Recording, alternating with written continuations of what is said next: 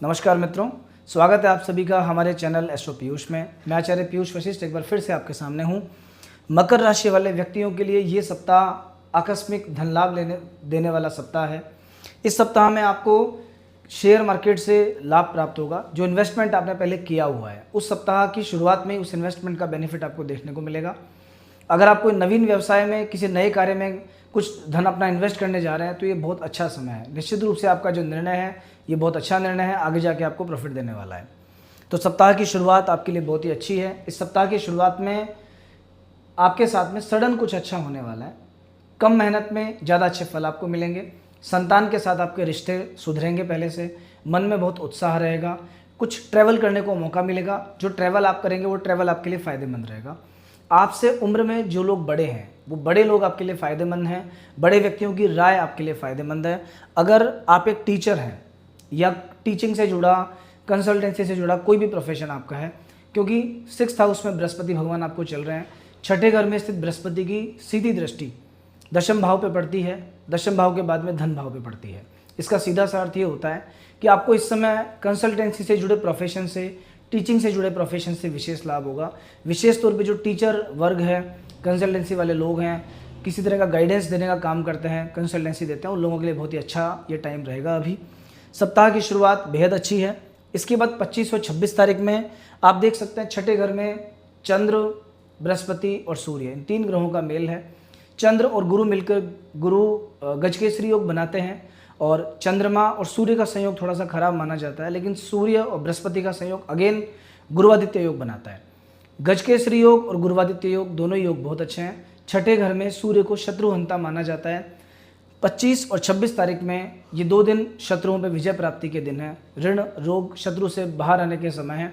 अगर किसी तरह का कोई कोर्ट कचहरी का केस आप पे चल रहा है या आपने किसी पे किया है, किसी व्यक्ति से आप परेशान हैं, शत्रु हो गए हैं, बैक बाइटिंग लोग करते हैं, बहुत दिनों से आपके खिलाफ एक माहौल बना रखा था, उस माहौल में सुधार होगा। धीरे धीरे लोग आपके पक्ष में आएंगे। अगर कोई कोर्ट कचहरी में कुछ मामले का डिसीजन होना है तो वो भी आपके फेवर में रहेगा। अगर कोई बीमारी चलती आ रही है आपको तो उस बीमारी से भी आपको रिलीफ मिलेगा। ये रिलीफ वाला समय है। पढ़ने वाले स्टूडेंट्स के लिए बहुत अच्छा टाइम है। छठे घर में जब चंद्रदेव विराजमान है सूर्य के साथ, बृहस्पति के साथ, पढ़ाई में बहुत रुचि रहेगी, एकदम फोकस रहेगा, बहुत अच्छी पढ़ाई आप कर पाएंगे। 2-4 दिन की पढ़ाई हो सकता है कि इन 2 दिनों में आप कंप्लीट कर लें। एक विशेष बात का ध्यान लेकिन रखना, क्योंकि 3 ग्रहों का एक साथ दृष्टि संबंध बन रहा है 12वें घर पे। 12वें भाव पे जब 3 ग्रहों का संयोग बनता है, दृष्टि पड़ती है सूर्य की भी और चंद्रमा की भी, ये खर्चा बढ़ाती है। कहीं से कुछ अनएक्सपेक्टेड खर्चे की संभावना बनती है। ऐसा खर्चा जो आपने महीने के बजट में अभी तक शामिल नहीं किया था, अचानक से वो पैसा आपको खर्चा करना पड़ सकता है। संभल के चलें, सावधानी के साथ समय बिताएं। 2 दिन का समय ओवरऑल ठीक है। इसके बाद आते हैं 27 और 28 तारीख पर। इन 2 दिनों में चंद्रमा और बुध का संयोग व्यापार के स्थान पर बना हुआ है। सप्तम भाव को व्यापार का भाव कहा जाता है। इस भाव में बुध ग्रह अपनी माता की राशि में विराजमान है, माता के साथ, और बुध स्वयं एक व्यापार के ग्रह हैं।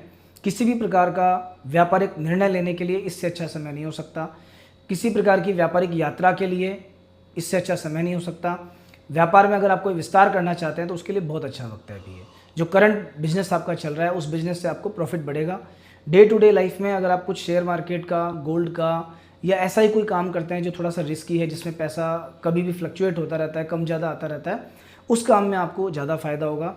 जो लोग ट्रैवल से जुड़ा काम करते हैं, ट्रैवल इंडस्ट्री में जिनका काम है, लिकर से संबंधित काम है, किसी प्रकार का लिक्विड, मिनरल वाटर, केमिकल्स, सफ़ेद रंग की चीज़ें, कपड़े का काम, फीमेल्स के लिए कोई प्रोडक्ट, इस टाइप का जो भी काम करते हैं उस तरह के लोगों को अभी फ़ायदा होने वाला है। ये समय उन लोगों के लिए बहुत ही बेहतर है।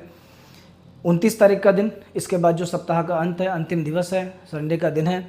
चंद्र, मंगल, केतु आपके अष्टम भाव में रहेंगे। ध्यान रखिएगा, ये समय हालांकि छुट्टी का दिन है, घूमने फिरने का दिन है। इस समय आपका फैमिली के साथ कहीं जाने का प्रयास आप करेंगे, कहीं मन बन सकता है, लेकिन थोड़ा सावधानी के साथ। 8वें घर में मंगल ग्रह को दुर्घटना का कारक माना जाता है। केतु ग्रह जब अष्टम भाव में होता है तो जंगली जानवरों से, गिरने पड़ने से, सीढ़ियों से नुकसान देता है, आकस्मिक परेशानियां क्रिएट करता है। और चंद्रमा अष्टम भाव में माँ को पीड़ा देता है। कुल मिला के तीनों ग्रह अष्टम भाव में अच्छे नहीं हैं। इन 3 ग्रहों का संयोग जब अष्टम भाव में बन रहा है तो कहीं ना कहीं आपको नुकसान देने वाला है।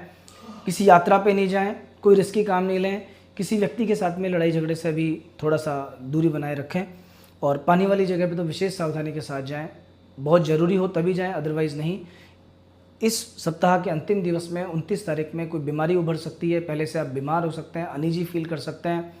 तो सप्ताह की शुरुआत से लेकर के अंतिम दिवस तक यदि आप नित्य प्रति शिव चालीसा का एक पाठ करें तो बहुत अच्छा है। अदरवाइज़ अंतिम दिन में कम से कम एक माला महामृत्युंजय की आप अवश्य करें।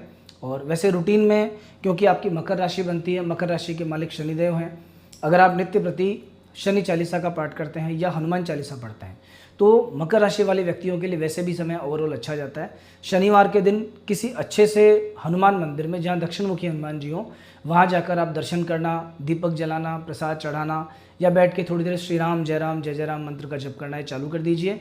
ये आपके भाग्य के लिए बहुत अच्छा रहेगा। इससे आपका समय हमेशा अच्छा जाएगा। जय श्री राम।